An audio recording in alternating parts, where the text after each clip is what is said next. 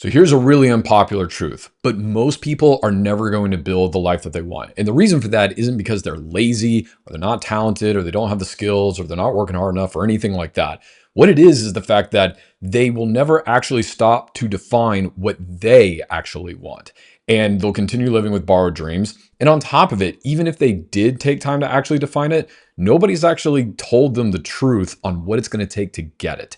And that's what I'm going to do in this video. I'm going to give you 5 of those truths, but I have to warn you, some of these are going to stay. A huge misconception that high performers can make whenever they're feeling off is that they have a discipline problem. But in reality, what they have is a destination problem. The reality is you already have discipline. That's one of the key staples of being somebody who is successful at anything, all right? You show up to work, you're managing things with your family and your loved ones, you're keeping your commitments. That's not the issue. The issue is that your discipline does not have a defined destination. Think about it like this. A lot of people operate their daily lives kind of like they do getting into a car without plugging anything into the GPS. You hop in, you start the engine, you start driving, but you never actually define where you're going. Yet you're going places, you're seeing things, you are making progress somewhere. And that's what our lives can be like sometimes. We feel like we're checking all the right boxes, but at the end of the day, we don't actually know where it's taking us because we haven't taken the time to define it. And you feel this internally because discipline going in every direction ultimately just means you're being consistent at the wrong things. And the payoff is huge and immediate. If you just get clarity on what it is you want, that destination that you are trying to reach, then decisions get a lot easier because now you have a filter for them. The priorities become very obvious to you and you know exactly what to say yes and what to say no to. And you stop leaking energy. All of a sudden, you're going to find that you're a lot more efficient. You're going to get more done by doing less. This is why the title of my book is What Do You Want? Not what pays well, what was expected, what looks good. Until you answer that question clearly, then discipline is just going to be spinning your wheels. Another hard truth about building the life you want is that the scoreboard you're winning at actually wasn't designed by you. We're all competing on a scoreboard. It could be money, titles, houses, followers, whatever. But most of us are killing ourselves trying to win at a scoreboard that we didn't choose. So the question that you really have to ask yourself and answer honestly is, who designed the scoreboard of all the things in your life that truly matter to you? Was it you? Was it your parents? Was it your industry, the career that you have, your neighborhood, social media, combination of all of these factors? What is it? See, what happens when we're chasing somebody else's metric for success, when we actually win, we end up just feeling nothing. And it's not because success is a lie or that there's no fulfillment in success. It's not true.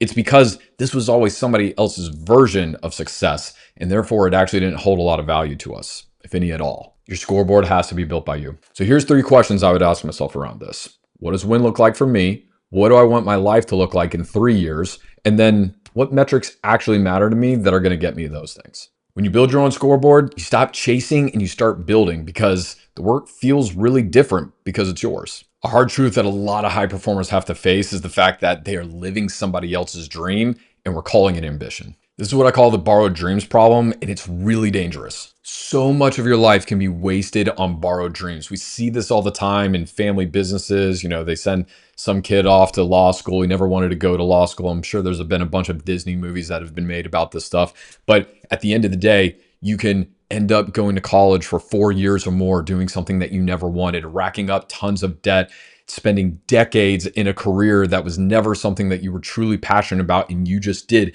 all so you could sit down at a dinner with the people around you and say, did I do what you wanted me to do? Or maybe the borrowed dream wasn't from family. Maybe it was from culture and society, and you were just in an industry or at a job to where climbing the corporate ladder was the right thing. But what you really wanted to do was go and start your own company. But you just didn't know how to turn down the paycheck, the fancy dinners, and the pat on the back saying, hey, you're doing what you're supposed to do. Somewhere along the way, we take those borrowed dreams and we call that our ambition. But then we just start feeling empty. This isn't a fun one to answer, but just stop and ask yourself this gut punch question and just say, when did I actually choose this? And here's another common question I find that people need to ask when they do know what their dream is. They need to be honest with themselves and say, how much money am I willing to sacrifice to continue to give up on this dream? Because a lot of times, that's the only thing that's actually holding us back. Just take 30 minutes, get a break from everything, put all the screens away, sit in silence somewhere, and just start wondering if you could start designing your life from scratch. What would it look like? Whatever the answer to that is normally where your real life is going to start. This is a hard truth that does not get talked about enough, and that is the fact that clarity is a decision. It's not a discovery. A lot of people know that they need clarity in their life, and they're just waiting to feel ready. They're waiting for a sign to be Einstein sitting under the tree and have the apple fall on his head and just eureka, there's the moment. It's all coming together now. But that's not how it actually works most of the time. You can actually manufacture clarity almost on demand. See, clarity is not some mystical thing that happens to you. It's something that you just decide. A lot of people treat clarity like it's this treasure at the long end of some search, but the people who build remarkable lives will all tell you that it actually just happens when you decide. I know this is possible because I take calls with people I've never met before, and within 30 minutes, we can reach break clarity for their lives and the things that they want. Why? Because it takes a decision. You just have to decide, I am going to figure out what I want now, not later, not when conditions improve, not when I'm feeling like it, now. So here's one way you can manufacture clarity right now. Block off 30 minutes, get rid of your phone, put it somewhere you can't see it, can't hear it, get away from all screens, and sit there with pen and paper and write at the top of the page, what do I want? And if you need a little bit of a constraint on this, don't focus on anything beyond 3 years. The way that I like to think about things is I like to dream 3 years out. Then I like to focus on what I got to do this year that aligns with that. Then after that, I just spend the majority of my time going, what do I need to do in the next 30 days? And what's one thing I need to do today? If you do that, you'll be shocked at how quickly you can get clarity on the life that you want to build. This hard truth is so hard for people to accept sometimes because society lies about this so hard because they're trying to sell you stuff. But the reality is that to build the life you want requires subtraction, not addition. I know it's a hot contrarian take, but it's true, and I prove this over and over to people all the time.